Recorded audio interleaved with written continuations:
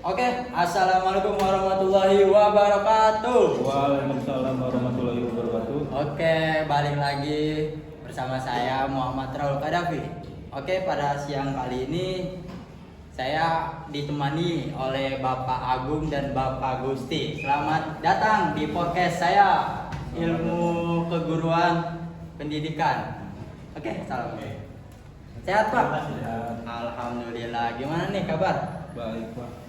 Pak Gusti? Aman. Oke, nih ada nih Pak. Pertanyaan dari para netizen di luar sono tentang negara berketuhanan yang Maha Esa. Kalau menurut pandangan Bapak Agung itu gimana sih Pak? Negara ketuhanan yang Maha Esa itu? Ya kalau menurut saya sih negara ketuhanan Maha Esa sebenarnya sih sudah ada di Pancasila ayat 1 tentang ketuhanan Maha Esa. Iya. Itu bisa diperkembangkan kembali, ya kan, dengan toleransi beragama. Makanya itu dasar dari ideologi negara. Oh, jadi itu dasar ideologi negara? Ya, itu dasar ideologi negara. Oke, itu pandangan Pak Agung. Kalau menurut pandangan Bapak Gusti itu seperti apa ya? Kalau menurut saya nih ya, konsep negara yang memiliki landasan berketuhanan yang Maha Esa itu ya, itu memiliki potensi yang besar untuk mendukung kerukunan Iya. antar umat beragama. Landasan tersebut juga dapat menjadi dasar bagi nilai-nilai toleransi. Jadi saling menghormati dan kerjasama antar kelompok agama. Itu sih. Oke, cukup dipahami dari dua ini. Oke, ini ada pertanyaan lagi nih Bapak Agung dan Bapak Gusti. Nih, menarik sekali nih. Apa yang membuat keberagaman dan keyakinan kepada Tuhan yang Maha Esa begitu kuat untuk masyarakat? Untuk Bapak Agung? Gimana Pak Bukti? Ente apa ini menjawab? Silakan Bapak itu. Oke. Jangan berebut. Tenang aja, tenang. Tadi pertanyaan kayak gimana? Jadi Pak apa yang membuat keberagaman dan keyakinan kepada Tuhan yang Maha Esa begitu kuat mempersatukan masyarakat? Kembali lagi para Iya. terkait Pancasila ayat 1 ketuhanan Maha Esa. Habis itu yang kedua kemanusiaan, ada yang sila yang keempat itu tentang kesejahteraan. Nah, itu saling melengkapi. Makanya ya sudah ada di Pancasila. Itu kalau di ayat Al-Qur'an ralat kalau salah. Itu ada di kalau kita sadari ketika membuka Al-Quran itu ayat pertama itu Al-Fatihah karena pembukaan. Nah itu kalau kita menyikapinya hampir sama dengan ketuhanan Maha Esa. Jadi Esa itu satu. Oh, jadi Esa itu satu. Kalau misalnya kalau dia nikah beda agama? Nikah beda agama yang mana dulu nih Pak? Kalau dari agama Islam kan kalau seorang suami Islam nikah ke Kristen, nikah istrinya itu Kristen, nggak apa-apa. Tapi kalau istrinya Kristen, suaminya Muslim, itu nggak bisa. Nggak bisanya apa? Aturan dan aturan dari agama Islam juga sama. Tapi kalau misalnya pihak cewek ikut ke agama kita, sah-sah aja. Sah-sah aja.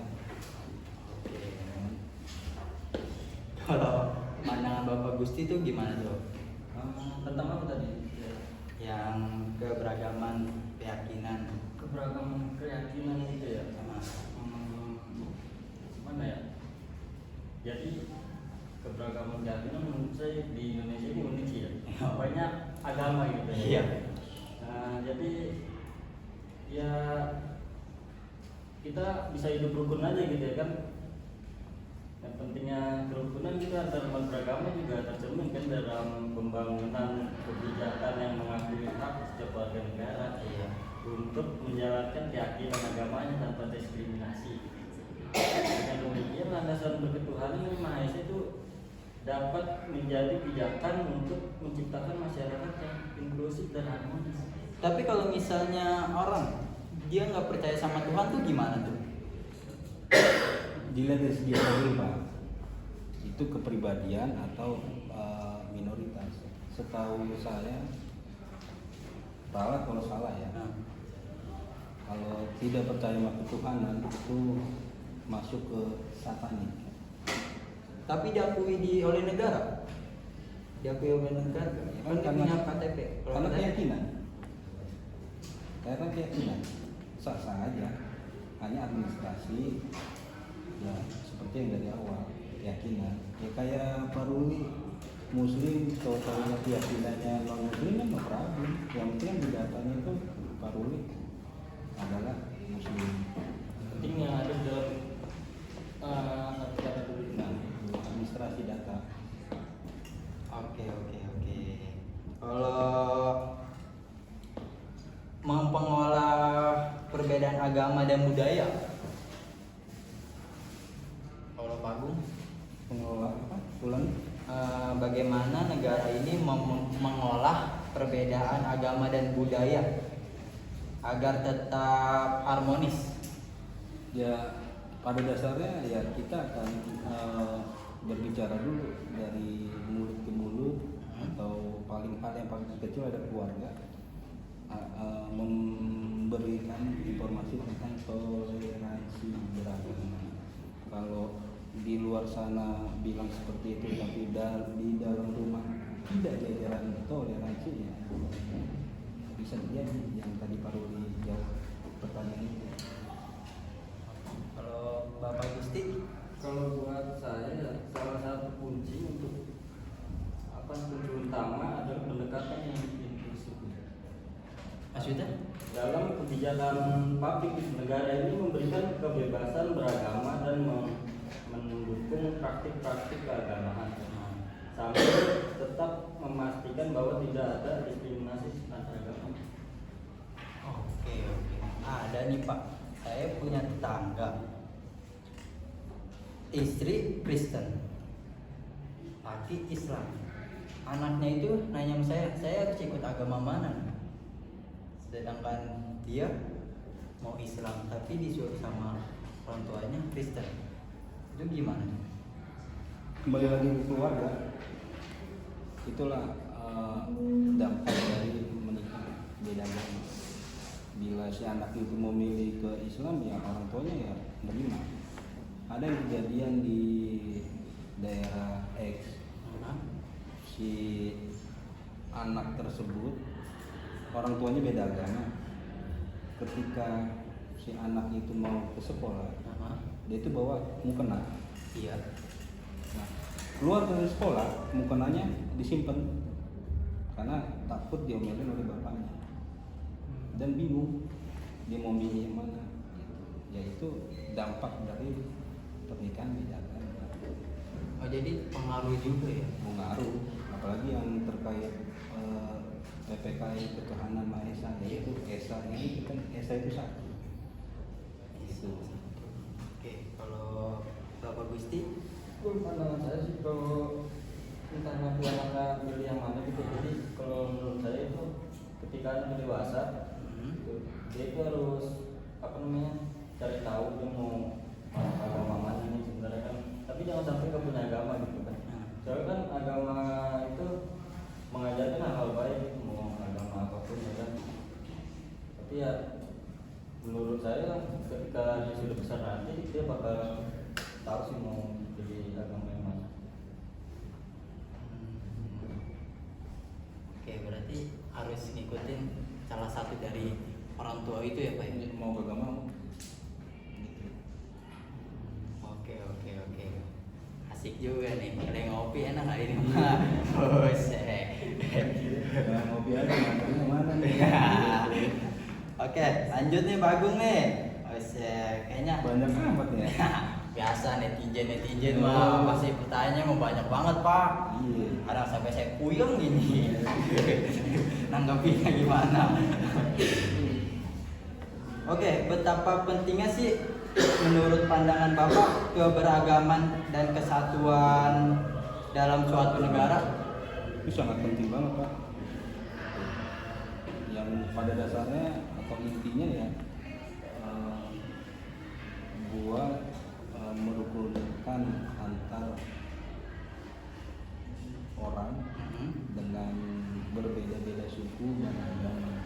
Makanya kan di PPKN itu kan yang saya pahami itu kan ada kata ketuhanan Maha Esa. Makanya mau nggak mau, setuju nggak setuju ya kita harus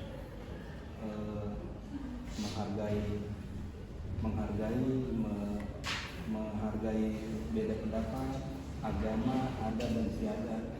Cuma hal yang lumrah. Kalau Bapak Gusti gimana? Saya sangat setuju dengan Pak Agung yang tadi Pak Agung bilang itu toleransi itu saya sangat setuju dengan sikap itu. Oke, bagus.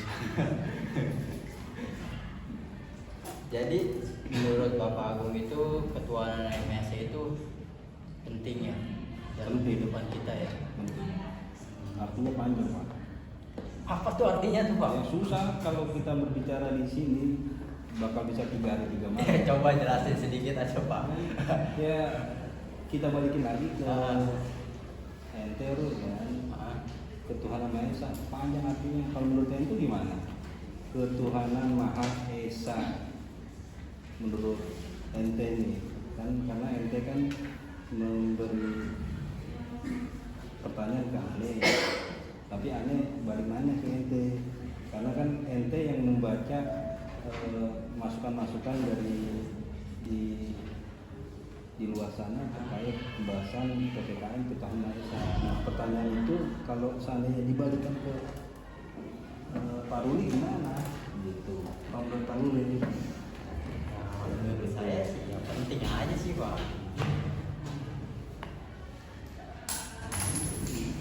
Oke, Bapak Agung, Bapak Gusti. Kayaknya kurang ngopi apa gimana ini? Ngopinya kurang nih Pak. Parah pun. Aduh, menarik sih Pak tentang ideologi negara Persekutuan Maha Esa ya, banyak ya cerita-ceritanya. Terima kasih Bapak Agung, Bapak Gusti. Oke teman-temanku, terima kasih udah nonton podcast kita hari ini. Oke, besok kita akan kembali lagi. Oke. Dadah semua. Oke. Dadah. Assalamualaikum warahmatullahi wabarakatuh. Airku tidak kulupakan.